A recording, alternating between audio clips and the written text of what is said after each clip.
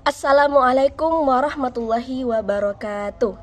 Alhamdulillahirabbil alamin wassalatu wassalamu ala asyrafil anbiya wal mursalin sayyidina Muhammadin wa ala alihi wa sahbihi ajmain, amma ba'du.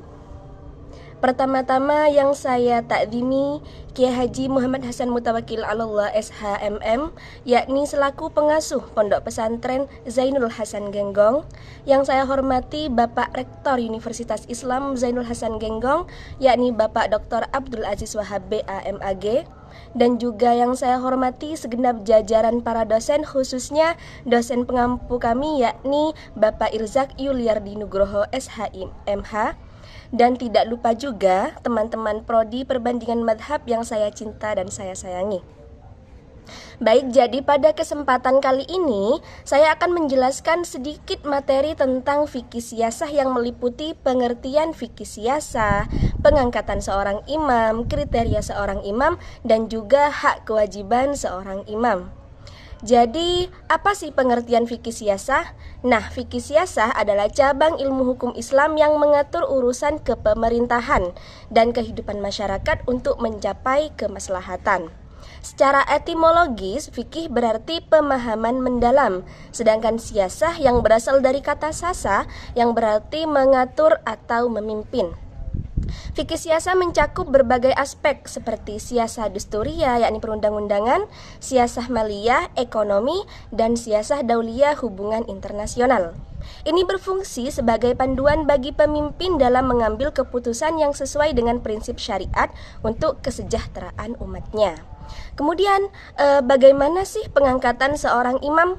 Jadi pengangkatan seorang imam itu dapat dilakukan dengan dua cara. Cara yang pertama yakni pemilihan oleh ahlul aqdi wal hal. Kemudian cara yang kedua yakni penunjukan oleh imam sebelumnya. Nah, mengenai pemilihan oleh ahlul aqdi wal hal, para ulama berbeda pendapat terkait jumlah anggota ahlul aqdi wal hal yang dianggap sah untuk mengangkat ahlul aqdi wal hal setelahnya.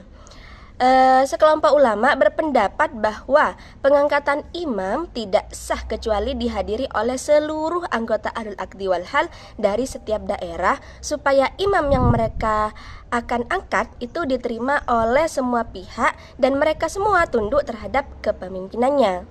Nah, pendapat ini disandarkan pada pengangkatan Abu Bakar sebagai imam yang dipilih oleh orang-orang yang menghadiri pembaiatannya tanpa menunggu orang-orang yang belum datang.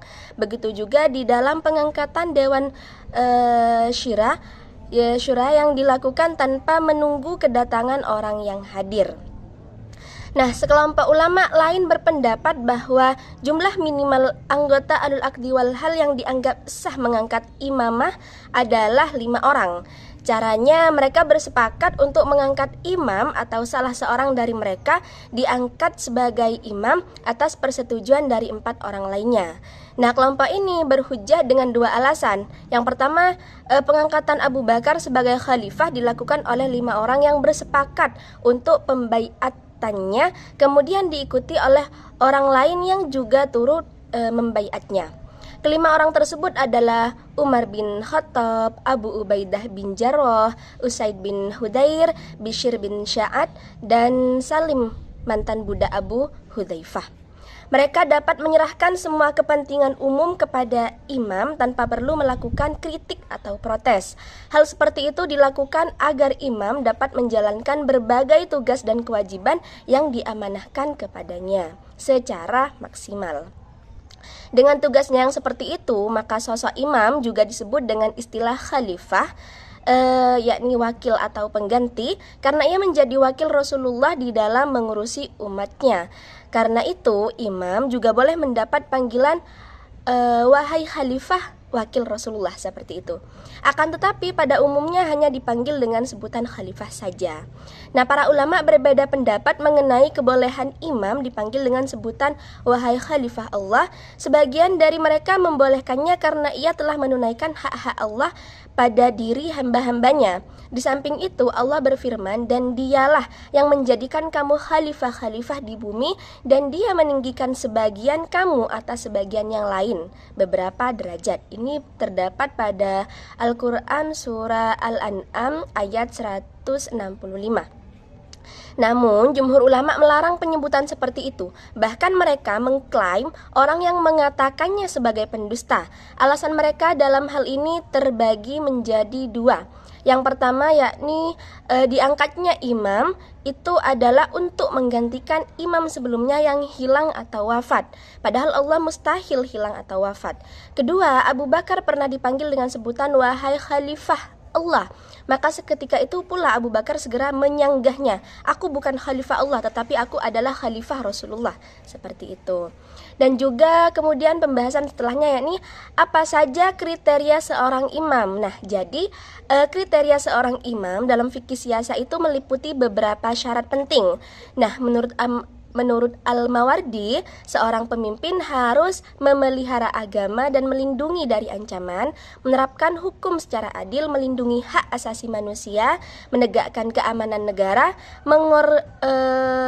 mengorganisir jihad jika diperlukan, mengelola pajak dan zakat sesuai syariah, menetapkan anggaran yang tepat, mengangkat pejabat yang kompeten, aktif memimpin dan tidak hanya simbolis. Kriteria ini mencerminkan tanggung jawab sosial dan spiritual pemimpin dalam Islam. Dan juga apa saja hak kewajiban seorang imam? Jadi seorang imam dalam fikih siasa itu memiliki kewajiban yang mencakup melindungi agama dan menerapkan hukum syariah, menjaga keamanan wilayah dan tempat suci, menegakkan hukum pidana, mengelola keuangan negara dan memberikan imbalan dari Baitul Mal untuk kebutuhan hidupnya. Hak-hak imam ini meliputi hak untuk ditaati dan dibantu serta menerima imbalan yang layak. Tugas ini mencerminkan peran imam sebagai pemimpin agama dan politik dalam masyarakat Islam. Jadi mungkin cukup sekian sedikit penjelasan dari kami pribadi. Wallahu a'lam bishawab. Wassalamualaikum warahmatullahi wabarakatuh.